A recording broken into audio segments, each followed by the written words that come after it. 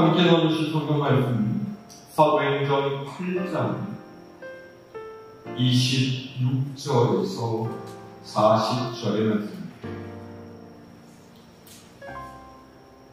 신약성서 201년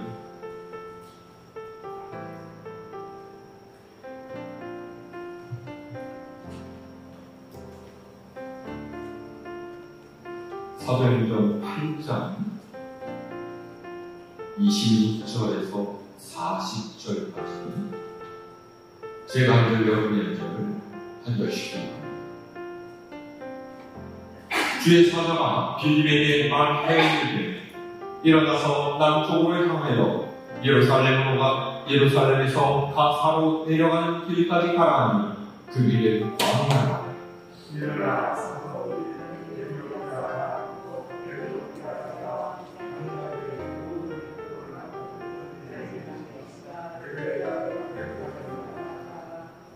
돌아가는데 수레를 타고 선지자 이사야의 글을 읽더라.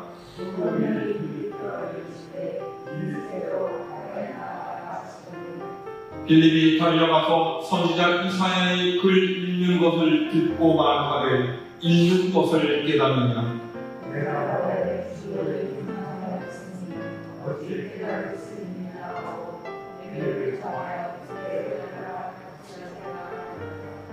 읽는 성경 구절은 이것이니 빌렸으되 그가 도살자에 기록하는 양과 같이 끌려갔고 털 닦는 자 앞에 있는 어린 양이 조용함과 같이 그의 입을 열지 아니하였도다.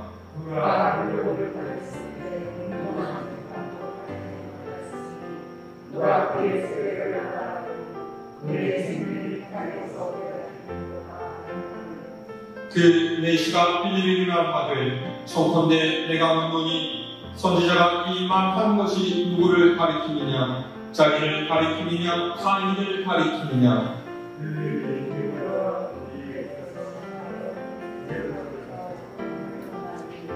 길 가다가 물 있는 곳에 이르러 그 내시가 말하되 보라 물이 있으니 내가 이 세례를 받으면 무슨 거리낌이 있느냐?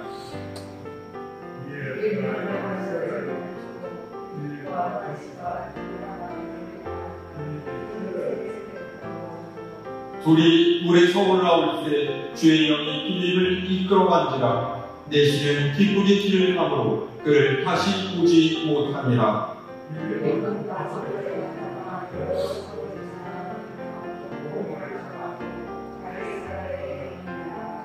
아멘. 할렐루야.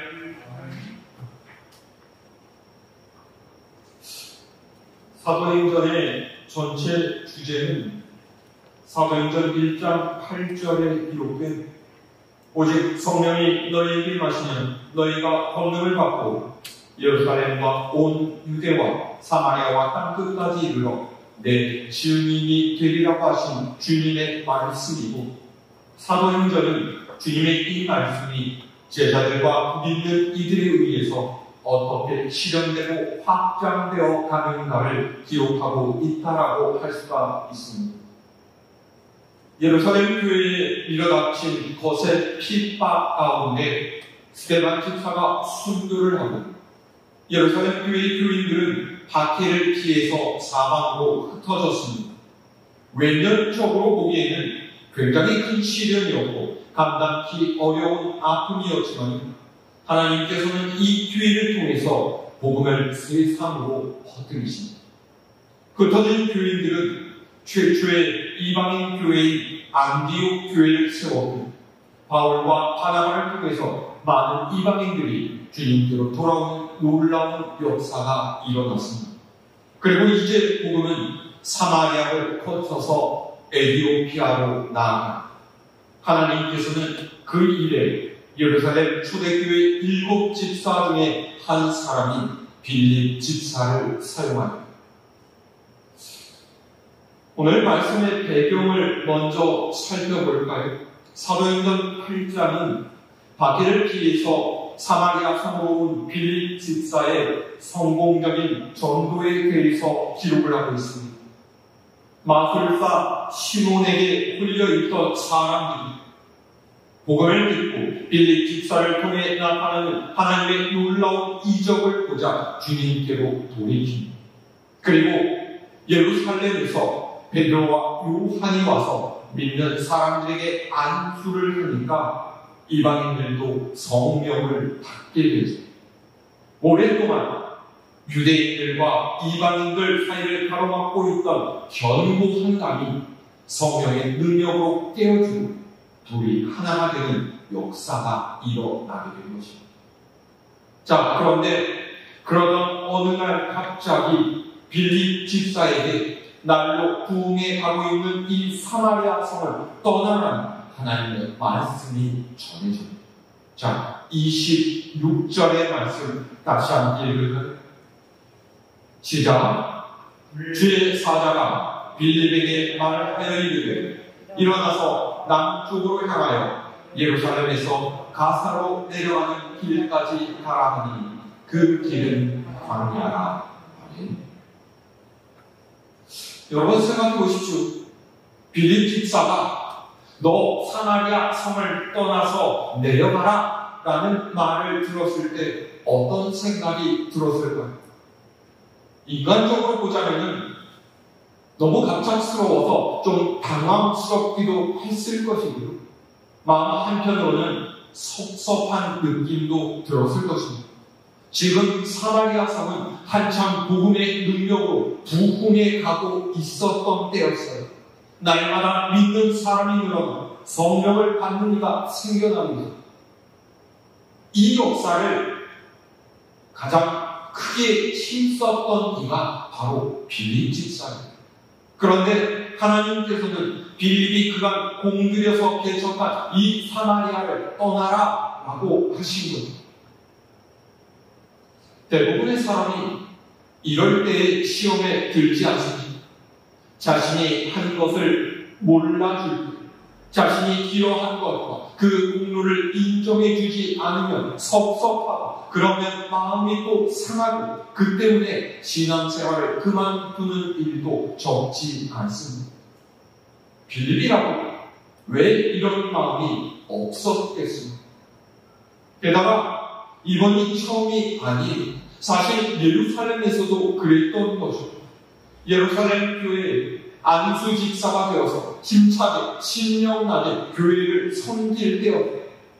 날마다 교인들이 늘어나 교회는 성장 가도를 달려가고 있었죠. 그런데 그때 갑자기 바퀴가 찾아왔고 교인들은 뿔뿔이 사방으로 흩어져야만 했던 거예요. 도대체 왜 이런 일이 일어나는가? 하나님께서는 사람들이 편안하고 기뻐하는 것을 보기 싫어하는 분이시라서 그렇습니까? 아니, 하나님께서는 그들이 안주하지를 않기 바라셨어요. 복음이 더 넓고 더 많은 사람에게 전해지기를 원하셨기 때문에 예루살렘 교회를 흩어놓으신 거죠. 사마리아도 마찬가지입니다. 주님께서 하신 말씀이 무엇이었다가 예루살렘, 온 유대와 사마리아 땅끝까지. 그렇죠? 그러니까 사마리아에서 멈추는 것이 아니라 땅끝까지 복음을 전하는 일에 이 빌립 집사를 사용하시려고 하나님께서는 사마리아를 떠나라고 하십니다.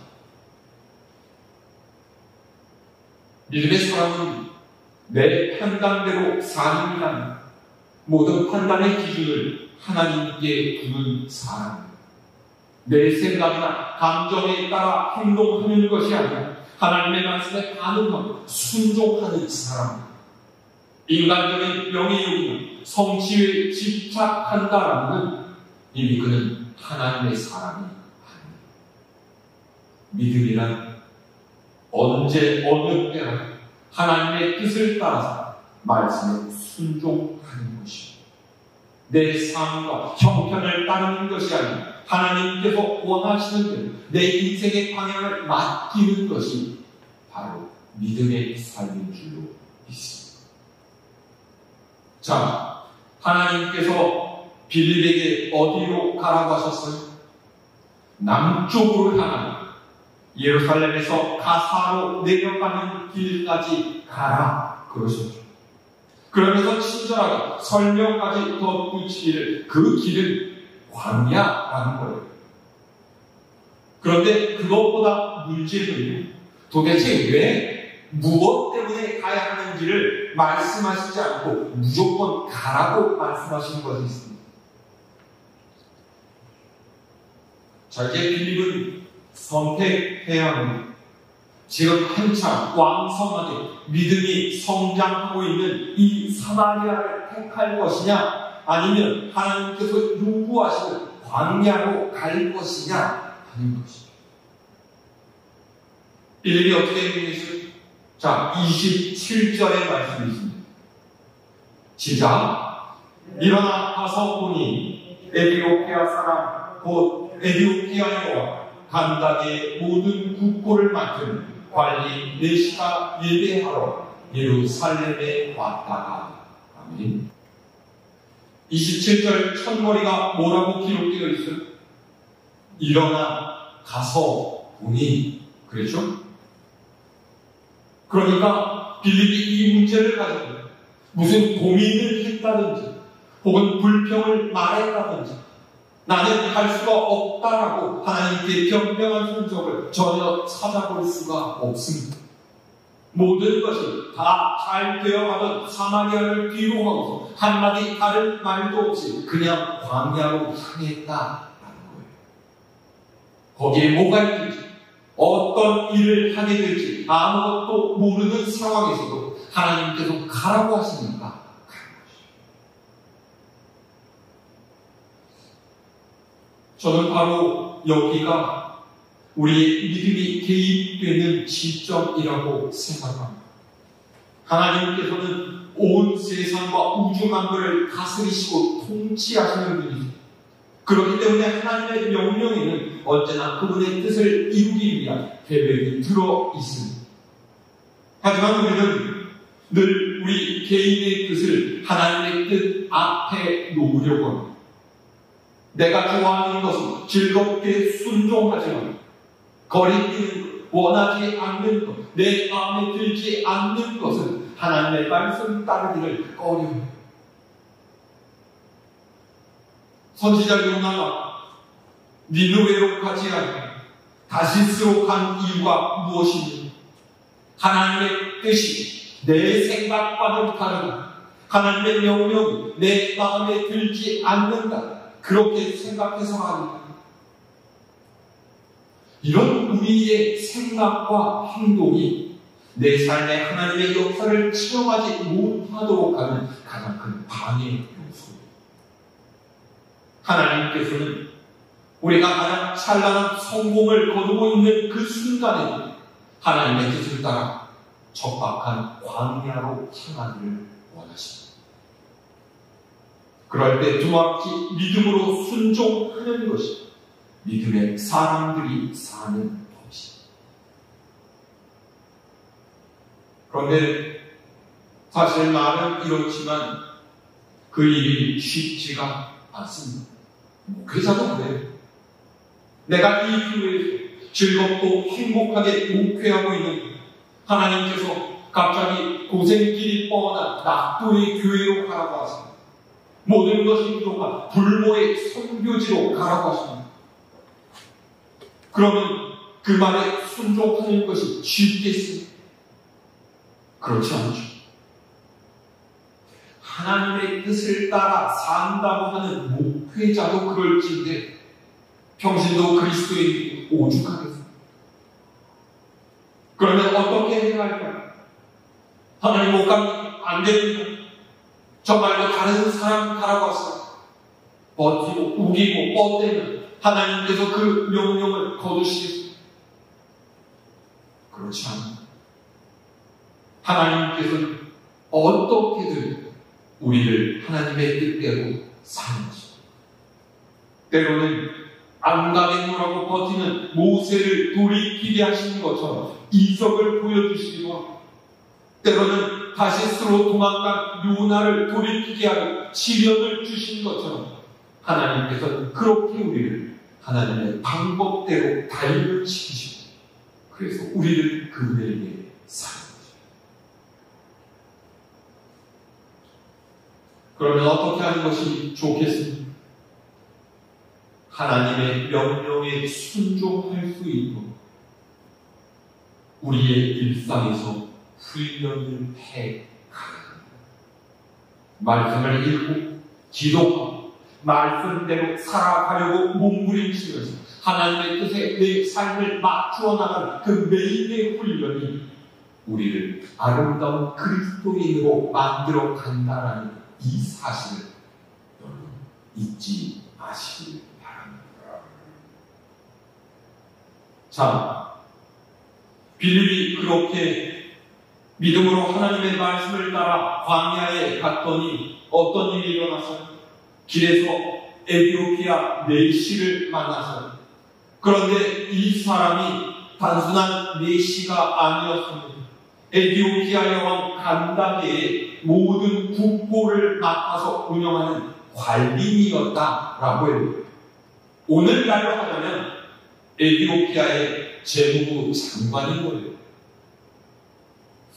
에티오피아는 지금의 위치로는 나일강 상류에 해당하는 지역으로 오늘날의 이디오피아와는 혈통적으로는 이어져 있지만 위치적으로 똑같지는 않습니다. 이곳 사람들은 노아에게서 저주를 받은 둘째 아들 함의 후손으로 구스 또는 스바라고 불리기도 했죠. 이곳 에티오피아는 그 당시에 목의 왕통을 가지고 있었습니다.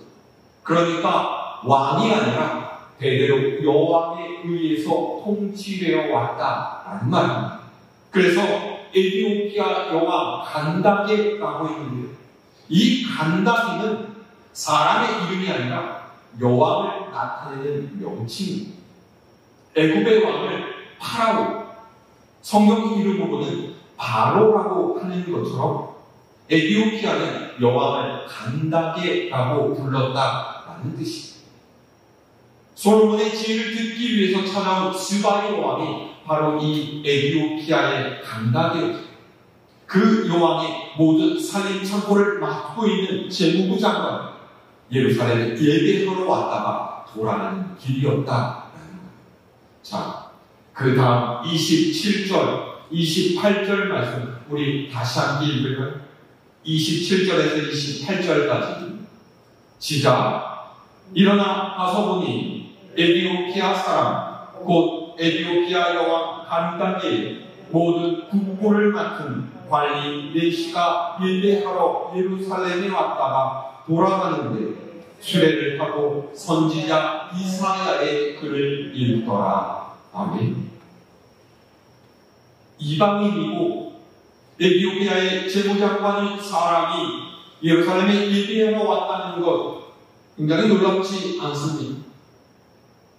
재미있는 사실은 오늘날의 이디오피아 국민들은 자기 나라의 시주인 메네lik이 솔로몬 왕과 스바이 왕의 2세라고 믿고 있는 거예요.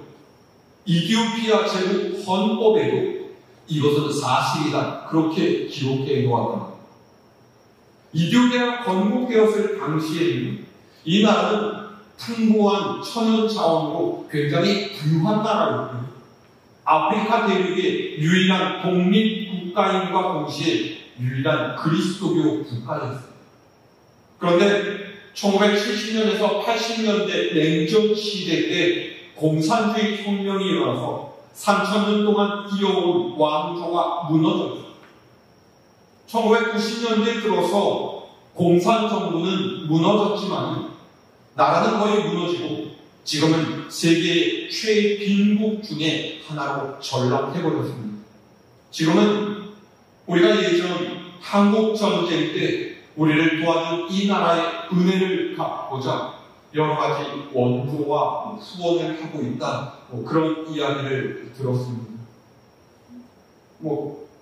얘기가 잠깐 격가지로 나갔습니다만 어쨌든 이 에티오피아 내시는 모국으로 돌아가는 수레를 타고서 이사야 선지자의 글을 읽고 있었다. 그랬죠? 자, 29절에서 31절 말씀을 읽어요. 29절로 31절까지 시작. 성령이 빌립더러 이르시되 이 수레로 가까이 나아가라 하시거늘 빌립이 달려가서 선지자 이사야의 글 읽는 것을 듣고 말하되 읽는 것을 깨닫느냐? 대답하되 지도해 주는 사람이 없으니 어찌 깨달을 수 있느냐 하고 빌립을 정하여 수레에 올라 같이 앉으라 하니라. 아멘. 빌립이 하나님의 말씀대로 수레로 가까이 가서 들어보니까 이 넷이 이사야서를 읽고 있는 거예요. 그 당시에는 성경을 읽을 때 소리를 내어서 낭송하는 것이 보편적이었죠. 그래서 빌립 집사가 지금 이 사람이 이사야서 말씀을 읽고 있구나 알아볼 수가 있었던 거예요. 우리 넷이에게 물어봐요. 지금 읽고 있는 것이 무슨 뜻인지 이해할 수가 있겠습니까? 넷이가 뭐라고 해요? 지도해주는 사람이 없는데 어떻게 깨달을 수가 있겠습니까? 그렇죠. 저는 이 사람의 대답이 굉장히 솔직하고 가치 있는 말이라는 생각을 합니다. 왜냐하면 다른 사람에게 자기의 무지를 드러내는 것은 쉬운 일이 아니에요. 우리는 보통 자신의 약함을 잘 드러내려고 하지 않죠. 가르치는 자가 되려고 하지 가르침을 받기는 원하지 않기 때문에 자존심이 상하고 괜히 자기가 쪼그라드는 것 같은 그런 느낌이 들기 때문이죠. 더욱이 이 사람 넷이었지만 한 나라의 재무장관이라는 그런 위치에 있지 않았습니다. 높은 사회적인 지위에다가 어느 정도 뛰어난 지식을 가진 사람이었습니다. 그런 그가 내가 성경에 대해서는 무지합니다 라고 처음 보는 빌립에게 이야기한다는 것 결코 쉽지 않은 것이고 자신을 가르쳐주기 원하면서 수레에 올라앉으라고 권했다라는 사실 자체는 더더군다나 일어나기 어려운 일이었던 거죠. 저는 이 사실이 에티오피아 내시가 얼마나 복음에 대해서 열리고 준비된 사람인가를 보여주는 것이라는 그런 생각이 듭니다. 그는 겸손했고 배우려고 하는 자세가 되어 있었어요. 그렇기 때문에 하나님께서 빌립을 이 사람에게로 보내신 것이 아니었겠습니다. 자, 32절에서 35절 말씀입니다. 32절로 35절까지 시작. 읽는 성경 구절은 이것이니 일러스되 그가 보살자에게로 가는 양과 같이 끌려가고 덜 깎는 자 앞에 있는 어린 양이 조용함과 같이 그의 입을 열지 아니하였도다. 그가 불욕을 당했을 때 공정한 재판도 받지 못하였으니 누가 그의 세대를 말하리요. 그의 생명이 땅에서 빼앗김이로다 하였거늘 그 내시가 빌립에게 말하되 청컨대 내가 묻노니 선지자가 이 말하는 것이 누구를 가리킴이냐? 자기를 가리킴이냐? 타인을 가리킴이냐? 빌립이 입을 열어 이 글에서 시작하여 예수를 가르쳐 복음을 전하니. 아멘. 에티오피아 내시가 읽고 있던 부분은 이사야서 53장 7절 이하의 말씀입니다. 놀랍지 않습니까? 이 말씀은 정확하게 예수님을 가르치고 있어요. 빌립은 일부러 주님을 설명해야 될 필요도 없었던 거죠. 이미 그가 예수님이 누구신지를 묻고 있었기 때문에. 보세요. 이 한 사람에게 예수님을 전하게 하기 위해서 하나님께서는 빌립을 광야로 보내셨습니다. 바로 이 한 사람을 통해서 에티오피아에까지 복음이 퍼져 나가게 될 것을 하나님께서는 아셨기 때문에 빌립이 예수님을 증거하자 이 내시가 어떻게 반응하는가? 자, 마지막 36절에서 39절까지 우리 함께 했습니다. 시작. 길 가다가 물 있는 곳에 이르러 그 내시가 말하되 보라 물이 있으니 내가 세례를 받음에 무슨 거리낌이 있느냐. 이에 명하여 수레를 멈추고 빌립과 내시가 둘 다 물에 내려가 빌립이 세례를 베풀고 둘이 물에서 올라올 때 주의 영이 빌립을 이끌어간지라. 내시는 기쁘게 길을 가고 그를 다시 보지 못하니라. 아멘. 예수 그리스도를 증거하는 빌립 집사의 말을 듣고 에티오피아 내시는 주님께 돌아서기를 결단합니다. 그래서 세례를 받고 하나님의 사람이 된 것이죠. 우리는 이 에티오피아 내시 같은 사람을 일러서 준비된 영혼이라고 하나님께서 그를 택하시고 하나님의 백성으로 사는 길을 이미 예비해 놓으십니다. 이 한 사람으로 인해서 에티오피아의 전역이 복음이 전해지지 않았겠습니다. 하나님께서 일하시는 방식은 이런 거예요. 허다한 많은 일을 놓아도 하나님의 사람이 되기를 원하는 그 한 사람을 위해서 복음을 전하는 일을 보내기를 망설이지 아니하십니다. 예수님께서는 세례 4개월을 위해서 여리고를 지나가서 수가성의 여인을 위해서 사마리아로 가셨습니다. 이렇듯 누군가 하나님의 일을 위해서 하나님의 말씀에 순종하고 행동해야 합니다. 오늘의 말씀에 기록된 빌립 집사가 바로 그 사람입니다.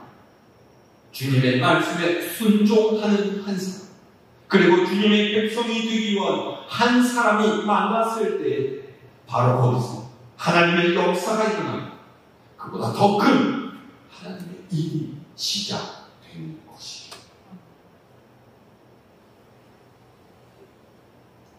오늘 하나님께서 우리를 이같이 사용하기를 원하고 계십니다. 우리를 통해서 사마리아 또 에티오피아를 복음화시키기 원하죠. 그 사마리아와 에티오피아가 어디겠습니까? 다름 아닌 우리의 직장이, 우리가 사는 지역이, 우리가 살아가는 모든 삶의 자리입니다. 여러분 어떻습니까? 하나님의 말씀에 순종해서 복음을 전할 준비가 되어 있습니다. 하나님의 일꾼으로 사용되기를 원한다면, 주님의 역사에 쓰임받기를 원한다면 입술로만 대답하고 있지는 않습니다. 거듭 말씀드리지만 우리의 믿음이 우리의 삶을 통해서 나타나야 합니다. 내 생각과 내 계획을 내는 하나님의 부르심에 응답하는 여러분들이 되실 수 있기를 바랍니다. 하나님의 도구가 되어 복음의 전달자로 살아가기를 결단하시기를 바랍니다. 하나님께서 쓰신 그 한 사람, 하나님의 역사를 일으키는 그 한 사람이 하늘의 귀한 상급을 쌓아 하나님께서 기쁘게 여기시는 제자의 삶을 감당하는 저와 여러분 모두가 주님의 이름 축원합니다.